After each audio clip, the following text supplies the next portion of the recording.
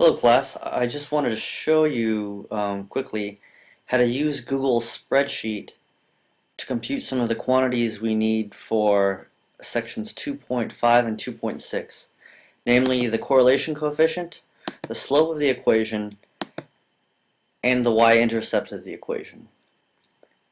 So notice here that I have my paired data here, so we can think of ordered pairs 3, 1, 5, 2, and so on.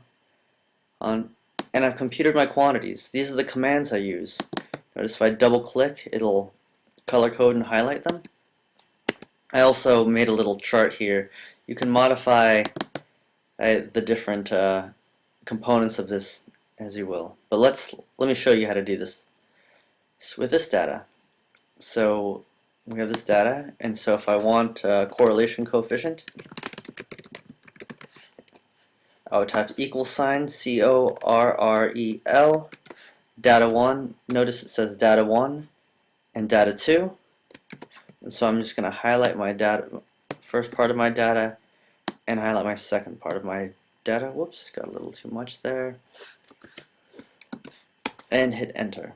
And that gives me my correlation coefficient. To get my slope, I type an equal sign and start typing slope.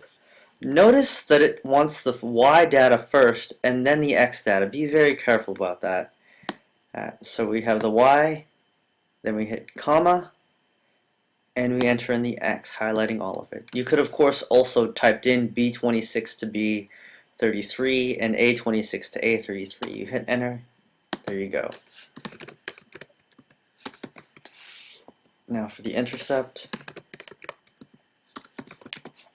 we enter in our y, we enter in our y data, and then we enter in our x data.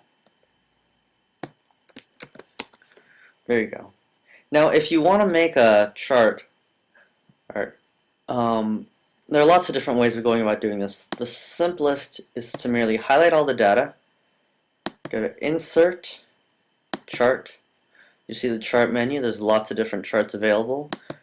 And we're looking for a scatter plot, and I insert the scatter plot here. And you can see it here.